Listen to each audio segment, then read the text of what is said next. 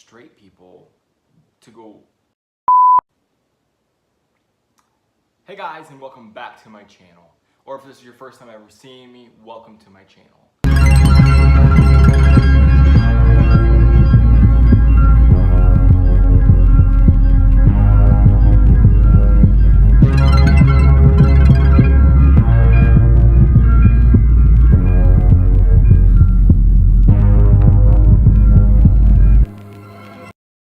So you probably already know what this video is about, and it might surprise you based on the title.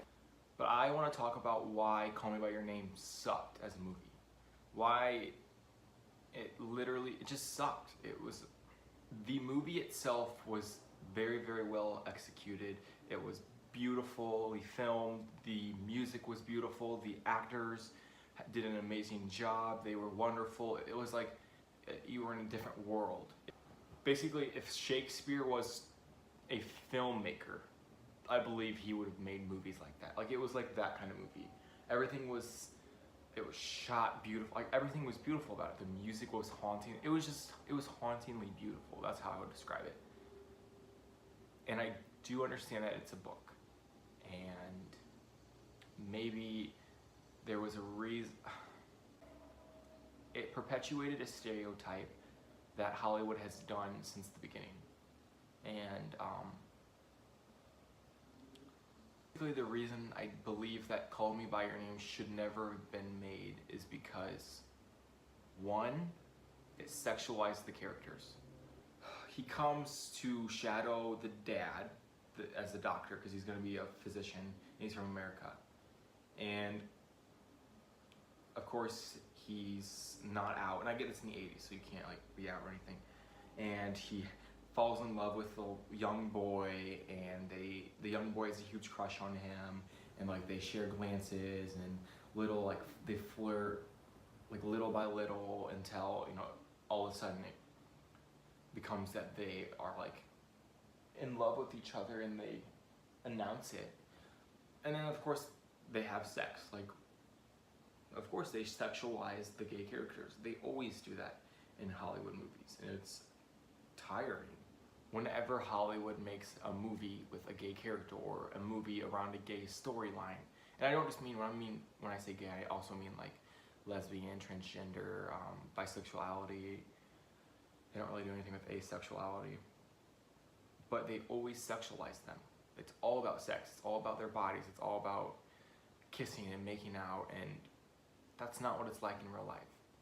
And so it's just so annoying seeing that, because then you have like straight people who already assume this about you and about the LGBT community go and watch this movie, and then that stereotype is then confirmed. And especially for people who don't have people like that in real life, and that's what they are seeing, or young kids see that and they think that's how we have to be. It's tiring. And then of course they have to hide their love the whole time. So we watch this movie. I did not think I was gonna get this emotional. It's not even that serious. So then you go and you watch this movie, one of the first movies that is like widely liked, and you think it's gonna be this great movie, and maybe you're, shit, I need to get it together. So you're a young kid who has these thoughts, and you think you're wrong, you think you're bad, and you go and watch this movie, and what does it tell you? It tells you have to hide the whole time, that your love isn't good enough. So you have to hide, and so you have to wait to do things until you're under the table, or you're alone, or it's dark out, or it's always underneath somebody. You're always hiding. That's what it teaches you. And then the third thing is they never even, spoiler alert, they never even end up together. At the end, he leaves, he goes back to America, and he marries a woman. So this whole time it was for nothing. And it just shows you, this is the reason I hate when Hollywood makes movies like this, because in the end, they never end up together. Since the 50s, when they started writing novels about lesbian relationships, the only way that they would publish them is if one of them died or they didn't end up together because it was wrong. And even today, in all TV shows, there's rarely ever any TV show where an LGBT couple makes it through all the seasons. Either one of them dies, they break up because they're too sexual, or they just have problems. There's never really, I can only really think of like the Fosters, that they have a couple that stays together. And the reason I get so mad is because growing up, if you're in a small town,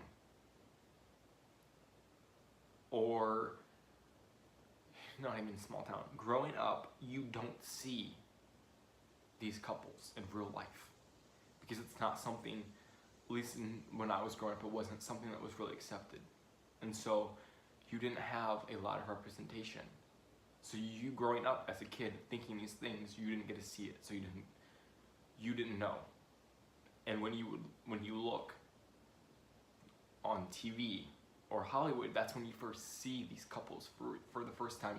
You see them on screen and you think, that's really weird, like I connect with them, like that makes me feel almost normal when you see it. And then growing up, you always see these couples, these characters that you relate to, that you somehow are like, they're just like me. They always break up, or they die off, or they are just over-sexualized, or they're just flawed. And after a while, psychologically, in the back of your mind, you are brainwashed into believing that that's how you're supposed to be, because that's all you've seen. That is the relationship that has been played over and over. That's what you learn. You learn from TV. You learn from TV and movies like you would from your life. They're teaching moments, and it's literally brainwashing young kids who are struggling with their sexuality to believe that that's how they should be. So that's why Call Me By Your Name sucked, because it literally was the perfect LGBT movie for Hollywood. It hit all the three things. It was a hidden love story. It over-sexualized the characters, made them these sexual animals, and it made sure that in the end, they never ended up together. We need more movies like Love, Simon, where they end up together, where they normalize it, where they either accept it and aren't scared and are open about it, or they learn to, like Simon did. And it's tiring. It's a stereotype that is over. It needs to be over. So I hope you guys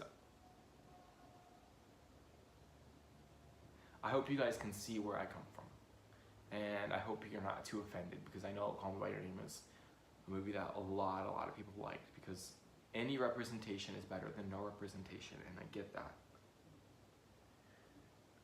This has been this movie's been out for a long time.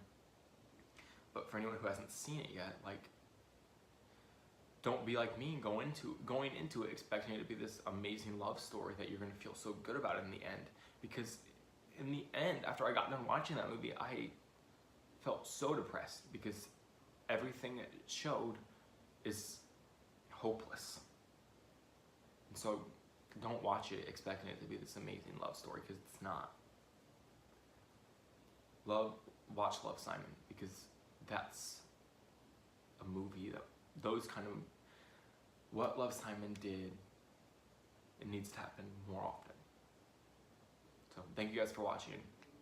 Sorry for getting so emotional, and catch you guys next time.